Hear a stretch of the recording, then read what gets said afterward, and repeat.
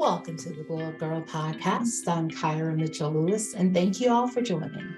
Hope you all are having a wonderful week. I hope your Thursday is going well. So, of course, it's Thursday. What does that mean, everyone? That means we've got a new episode of the show for you today. So I have a question for you. Have you ever thought about what your life might be like if you approached every day with unbridled happiness and joy? Give me a little time to think about that. What if negative self-talk was replaced with thoughts of joy and pockets of happiness? What if you could make every day truly your best day? Interested in learning how to do that? Do I have your attention now? Well, if you are saying, yes, Kyra, yes, girl, yes, please tell me more, then you will want to stay tuned for my next guest. I'll be joined by Scott White. Scott is Life is Too Short guy. He lives every day with intense zest, enthusiasm, and excitement. He exudes energy. He has an infectious personality he uses to make the world happier one smile at a time. When not writing or speaking about Litzy, Scott is the chairman and CEO of InvestView, a public real estate investment company specializing in healthcare and senior living property investments throughout North America. InvestView was the fastest growing public real estate company in the United States for the first 3 years after its IPO in 2016. He is also co-founder, partner, and strategic advisor of Spectra Student Living. Spectra is a fast-growing student housing developer, owner, and operator. So stay tuned, everyone. I'll be right back with Scott. Welcome back to the Gyrl podcast. I'm Kyra. Thank you all for joining. All right, I'm excited to welcome Scott into the Gyrl podcast. So welcome on in, Scott. Wonderful to be here. Thank you for inviting me, Kyra. Awesome. Well, why don't we get started with you telling the audience a little bit about yourself and what you do? Sure. Well, right now, I sort of identify myself as the Life is Too Short guy. And that's the main reason I'm here, is to tell you about the book that I wrote earlier this year, The Life is Too Short Guy. Other than that, my day job is I'm the chairman and CEO of a public real estate company. I am happily married to my high school sweetheart. We've been married, we've been together now for 30 some odd years, and have 2 daughters that are about to leave the house, head off to college, and we're about to become empty nesters. So that's me in 30 seconds or less. Awesome. Well, definitely congratulations on your book. And what I'd like to talk about is also you call yourself, you're the happiest guy in the world. So let's talk about that journey to that place you're at now. So that's a big part of why I wrote the book and what I'm talking about in the book. It's been a journey, and I like the way you phrase that, because some people ask me, was there a moment or a day or something that you realize that you're super happy, positive? And there isn't. It's been a journey, and there have been peaks and valleys like everyone else in life. There are things that go well and things that don't go well. And over the course of my life, I started to evolve into a super positive, high energy, happy guy. And I try to spread that happiness and gratefulness and positivity every way I can. And I guess last year I decided I'd package that up and offer it to the world in the form of this book. Yes. First of all, I definitely love that you call out, I do think it's a journey, right? We're all on a journey, and no 2 days are the same. One day could be really, really great. One day could be bad, but I think that there's something to just almost setting this affirmative that no matter what comes my way, I'm going to maintain this positivity. I'm going to be this person. I'm not going to let my circumstances change me. That's right. It's a big part of my message. One of the things I talk about in the book, which I think surprised a lot of people, is, if I were to ask you, Kyra, if I were to tell you new car, new house, new boat, new job, big pay raise, all positive things, right? Or unfortunately, maybe negative things, divorce or death or illness, what percent of your long-term happiness do you think is tied to those sort of circumstances? What percent? I would probably, let me just say, like maybe 3 years ago, I maybe would have said like at least 80, 90%, right? Okay. But today I say like, I mean, it's got to be like 20% because those things happen, but those things happen whether good or bad, I think, to help you grow and become a better version. And I refuse now in my life, I refuse to let like too much negative stuff like affect me, try to maintain like who I am at the core, because for me, it's like finding joy in the everyday, no matter if it's good things or bad things, is what's important now. Well, you were pretty close. Brilliant, actually, I would say, because few people get this unless they already know the statistic. 10% of your overall happiness is tied to predicted by your external circumstances. About 50% plus or minus is inherent in your genetic code. To a certain degree, you have a predisposition towards some way of viewing the world, you know, eye color, hair color, predisposition for disease, predisposition for positivity or negativity. However, what's so cool about that is you take the 50%, you add the 10%, there's still 40% of the pie left, and 40% of your long-term happiness is directly correlated to how you view the world, which I think is amazing. And that's a big part of my message. I love that. I think that is so powerful. And especially, I feel like it's so needed today. Like in the world right now, I mean, I just feel like finding pockets and moments of joy and not tying them to people or things is just so important. And I feel like having that foundation, and of course, like I say that to anyone watching or listening, like it doesn't happen overnight. I mean, you have to build towards it. Like you almost have to just say, like, you know, I draw this line in the sand that like, this is what matters to me. And this is how I choose to live my life. And I'm not saying like, yeah, there are days. I mean, I had a lot of days this week where I was like, life was lifing. It was given a lot. I was like, wait, what is happening here? But I still try to remain grounded in the things that most matter to me. And I think you have to pull from that all the time. That's exactly right. And that's why I wrote the book. That's why I wrote the book. That's why I'm doing podcasts. That's why I'm getting out there, is to add what you just called the pockets of happiness. I love that phrase. I may steal it from you. I hope you didn't copy it. Pockets of happiness. That's what I'm hoping. I'm hoping as someone listens to this show, they smile a little bit more. They think a little bit more positively.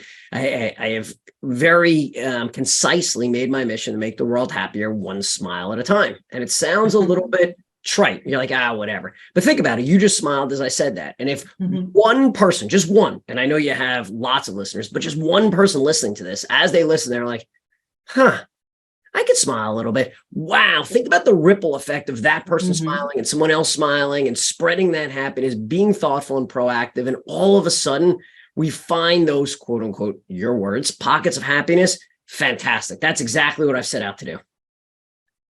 Oh, okay. So I absolutely love that. And I'm just so like, I mean, it's like a kindred soul that. Here we go. We're fired up together. Let's do this. Because it is, I always say that like with this show and anything that I do with Glow Up Gyrl is that if one person grabs onto it, if I can just have an impact with one person, I know that like I've done the thing that I set out to do, because it's just like you said, it only takes one person, and then that person could share it with somebody else. And you just want to take the positive nuggets from things where you can, because there's enough negativity out there in the world, people. Like, let's just try to find our moments and find this peace, and run with it. Like spread the peace, spread happiness, the kindness, all those things. Like just do it. And it's so great to have someone like you who is going around and who is talking to people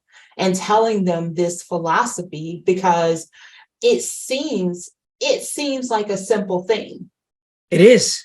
It is. In fact, I'm so glad you said that, because that's one of my overarching messages. So when I set out to write this book, I was very, very deliberate. In fact, it was hard. It was challenging, but I was very deliberate to keep it simple. That's the whole idea. Is I want someone listening to this or reading the book to say, this is it. Like, I could do this. This isn't some esoteric, high level, academic theory. This isn't, years of studying and here's what I think the best principles are. This isn't a business manual. This is day-to-day blocking and tackling. Wake up and smile in the morning, open your eyes and view the world through clear lenses. There's so many little nuggets and tidbits that I try to share in the book that are so simple. It's almost like someone could read it and be like, this is a book, really? But that's the idea. That's the concept, is that if you read the book or you're listening to me right now and you leave this show and you're like, I could do these 1, 2, 3, 4 things. That's the idea. Think about how much better we can make the world if we have approachable, practical, simple techniques for living a happier life. Yes. And I think that that's important because right now, I think people like to have something that feels bite-sized. Yes. Give it to me and like you said, give it to me simple, give it to me in a bite-sized message so that I know that it's something that I can do. So much of everything that we touch every day is like, oh, wait, I got to do this and then I got to do this and I got to do all these things. And a lot of times, we do live in a place where people do want to see, I know it's like often shunned upon that, oh, people want instant gratification, but sometimes when people may be in a place of feeling down or they may not be able to locate or find that moment of happiness, they may just need one small thing that just urges them to say, oh, like you said, this is the one thing I need to do today. And it can be life-changing for someone. That's the mission. That's the mission. Awesome. Okay, so let's talk about the philosophy. Life is too short, guy philosophy. What are some of the main principles? Sure. So I abbreviate it and shorten it to LITSIG. Life is too short, guy LITSIG. It's the LITSIG principles. There's 10 principles. Yes. So the 10 principles of LITSIG, and we could circle back and spend time on any of them that you want. Number one, and the foundational one, the string that pulls through all of them, is attitude is everything, the power of positivity. So we talk about how important it is to view your attitude and how important positivity is. Then related, principle number 2 is choose your attitude and own it. So that's what I talked about before with the 40% of your happiness, long-term happiness is directly tied to how you view the world. Choose your attitude and own it. Number 3 is little things make a big difference. And I have a bunch of tools in there of small, easy takeaways like, that's not that hard. Little things make a big difference. Number 4 is minutes matter. So here we talk about being thoughtful, being proactive, being deliberate in how you use your minutes. It's not a special formula for time management. It's not me making judgments on you should use your time to read instead of watching TV, or you should use your time with your family instead of going to work. That may not be right for you. You have to make your own choices. What minutes matter really delves into, and I give some frameworks and a little bit of funny math in there that explains minutes are finite. They aren't replaceable and you aren't making any more of them. Think about how you use them. Don't let life fly by without you controlling it. So minutes matter is the 4th principle.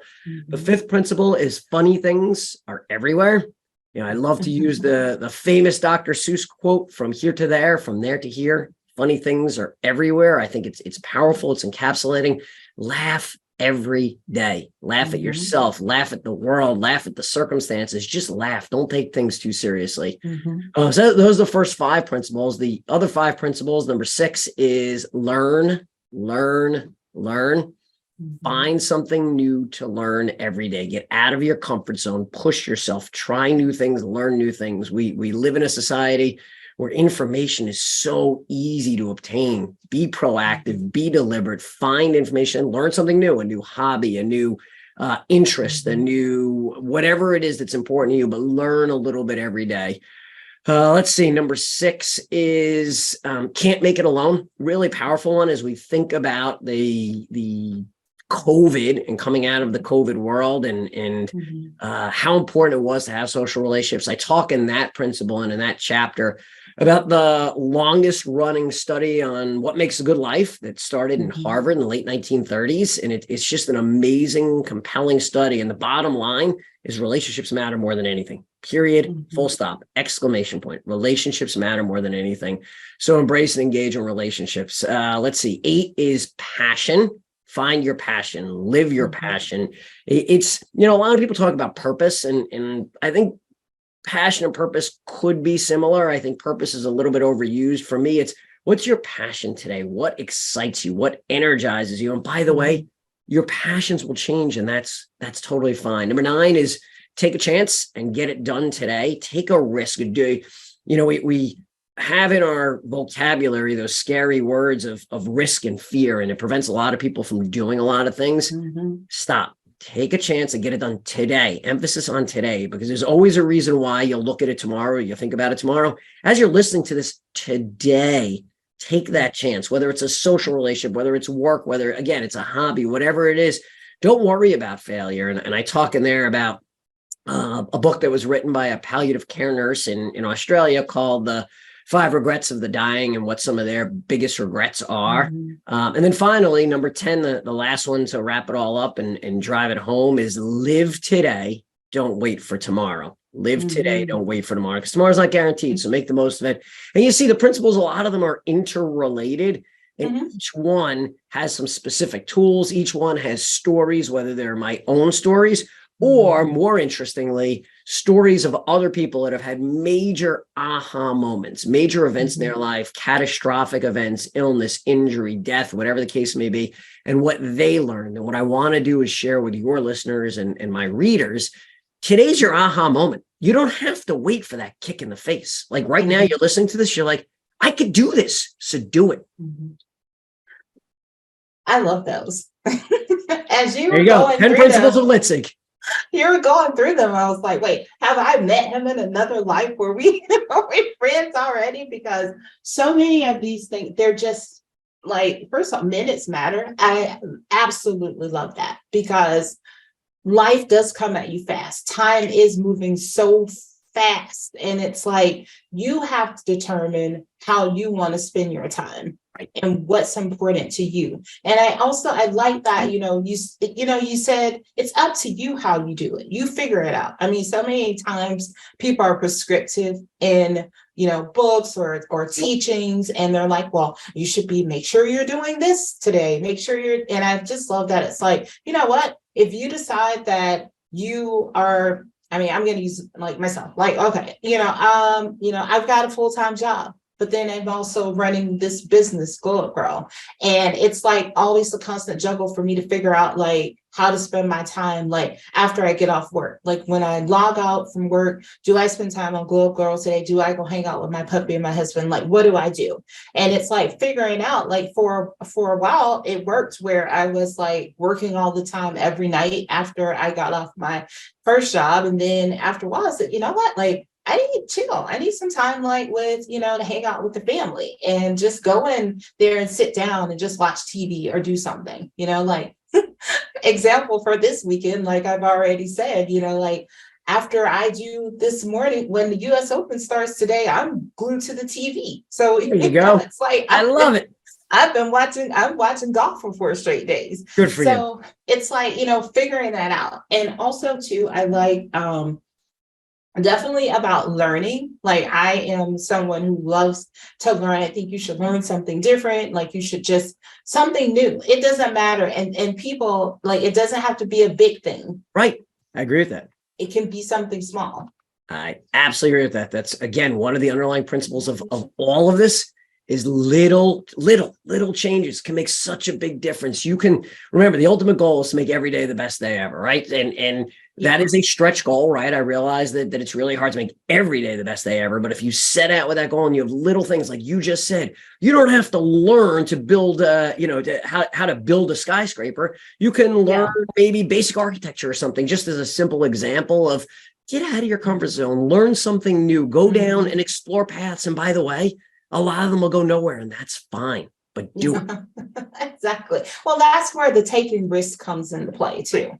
Right. I often, like, what do you have to lose? That's exactly right. It's like, if somebody tells me no, okay. I always look at it that blessing wasn't meant for me to catch. There's something better for me. So I move on to the next thing. And I think a lot of people just are very risk averse. Yeah, you don't know until you try, right? So I mentioned before the book that I refer to is The 5 Regrets of the Dying, and it's written by a palliative care nurse who spends the final days, weeks with people on their deathbed. And the key takeaway, the one message that I want people to remember, and I just think it's a compelling and amazing one. The biggest regret people have at the end of life is the regret of what they didn't do. Mm-hmm. Think about that. Just think about that for a minute. It's not the regret of I did something really stupid, the regret of something I said, the regret of somebody I hurt. That's not what people talk about. People talk about, I wished I had fill in the blank, whatever that is, whether it's starting a business, whether it's meeting a person, whether it's improving a relationship, whether it's investing in myself, whether it's whatever it is. I wish the biggest regret in my life as my life is fading is what I didn't do. As you're listening to this right now, don't let that be your regret. If you're thinking about it, go do it. It's okay to fail. It's okay to take a risk. It's okay to be scared. Get out of your comfort zone and do it instead of looking back later on and say, yeah, I always wanted an X, but I never did because. Stop with the because. Yep. All right. Now, who should read your book? Everyone. And it's a flippant comment, but it was really written through that lens. One, it's very simple, very practical, very approachable, very easy read. I have a lot of friends, family that said, I don't read a lot of books. And then they tell me that once they get started, they get sucked in and they can move through it quickly. And I wrote it with that tone deliberately. I wrote it very specifically. I wanted it broadly applicable. I want high school students to read this. I want college students to read this. I want people that are thinking about retiring to read this. I want people that are dealing with a major setback. I got a call from a friend yesterday that said he has a client who, and I don't know the details, but she is going on permanent disability. Could I send her a copy of the book? I got a call from somebody who lost her father, and she asked me to send a copy of the book to her mother. So it's people that have had major epiphanies, people that are at interesting inflection points in their life, maybe people that just feel stuck, maybe people that are about to take on a new challenge. I mean, it is so broadly applicable. I would turn the question back to you and say, who wants to live a happier life? Who wants to have a shot at making today the best day ever? I think the message is universally appealing. Awesome. And I know you're on a national speaking tour now. What is the also, because seeing you in person, I can imagine is even better than having this experience with you here on a virtual call. What impact do you hope to leave on anyone that you come into contact with? That is my mission. That is what is driving me, motivating me, inspiring me, making me smile, making me wake up every day, is to make the world happier. I want someone listening to this to smile more. I want someone listening to this to realize that whatever their circumstances, it could be worse. I want people to be inspired to go out and do things, to take a chance to, in the last week, literally in the last week, I've heard from people that have said, I started studying Italian because of your book. I started writing a manuscript. I always wanted to write a play, and I read your book and I started writing a manuscript. Someone told me they find themselves talking to strangers more, because it's one of the things I encourage people to do. Everyone has a story. So when you sit down on that airplane, or you go in to get your cup of coffee in the morning, introduce yourself, say hello, ask people their story, get to know people. People like to talk, engage them. And I've had people say to me, after reading your book, I find myself just talking to random strangers more often. I want to make the world a happier place. We spend so much time, and you touched on this before, with a negative lens. There's so much, there's so many, and I talk about this in the book, horrible statistics. 80% of all thoughts are negative. 90% of all news media coverage is negative. Here's the one that sticks with me more than anything. In 2000 or 2001, and I realize some people say, oh, the pandemic, I got that, understood. But Americans were more unhappy than they've been in 50 years. Think about that. We live in what I fundamentally believe is the greatest time in the evolution of human society, in one of, if not the greatest countries in the world, yet Americans are more unhappy than they've been the last half century. Why? It's because we spend too much time dwelling on negativity. I want to go out and change the national dialogue to positivity, to happiness, to smiling, to gratefulness, to enjoying life, to making the most of minutes. And I'm not going to stop until I transform the world. Awesome. I love that. Okay. Well, tell everyone out there how they can connect to you and how they can purchase your book. Oh, wonderful. So the easiest way is to check out my website, lifeistooshortguy.com. It's pretty easy. Lifeistooshortguy.com. You can sign up for my newsletter there. You can find my book on Amazon, barnesandnoble.com. You can find out information about my speaking. I am trying to get out and speak to companies, to organizations, to conferences, to teams. I really think I can inspire and motivate a lot of people to live a happier life. So to the extent people are interested in that, they should definitely reach out to me. Again, lifeistooshortguy.com. Awesome. And we'll put that link in the show notes as well. All right. So before I let you go, we're going to do 3 things with Scott. I'm going to ask you 3 questions that just helps the audience get to know you a little bit better. One, how do you start? It's a 2-parter. How do you start and end your day? So starting the day is a wonderful question. I almost feel like I planted that with you. So I didn't, for the record, but one of the principles I talk about, or one of the tools I talk about in the book that I love, this is such a fundamental, easy tool that when people hear me speak, I think they're like, yeah, whatever. And then the number of times I hear from people afterwards that they started doing this and it really changed their life. Here you go. You ready? So if I were to say to you, Gyrl, when you woke up this morning, what was your very first thought? You open your eyes. What was your first thought? I said, "Ooh, the sun's out." I love it. I love it. So most people don't respond that way. I will tell you, you're among the very few people that respond that way. Most people say to me, I don't know. I guess I opened my eyes and I realized it was Saturday or something like that. Most people just open their eyes with what I call blurry lenses. So I say you have 3 sets of glasses you could grab off your dresser, right? You just put on your blurry lenses. It's Saturday. It's another day. Okay. Unfortunately, I think a number of people put on their blurry glasses, right? And they're like, ugh. Or muddy glass, I should say. Ugh, it's Saturday. I'm tired. It's cold. It's dark. I don't feel like getting up. I have a million things to do. I don't feel like blah, blah, blah, blah, blah. What I tell people to do is exactly what you just did, and even take it to an extreme. What do I do every morning? I grab my glass. I'm like, it's a beautiful Saturday. The sun is shining. I can hear the birds chirping. I'm in bed with someone I love. My children, or one of them is in the other room. And I know she's about to leave for college. So I'm excited that she's here for another day. I have an opportunity to talk to Gyrl and her audience today. It's Saturday. So I have an opportunity, whatever it is, that every day is an opportunity to get up and set the tone for the day, right? As Henry Ford said, if you think you can or you think you can't, you're probably right. Why not wake up and set the tone for the day with extreme gratefulness? Whatever it is, I'm happy to have a bed, to have a roof over my head, to go get coffee, to have the ability to step out of bed, whatever it is, set the tone right for the day. So that's the first thing I do as I start my day.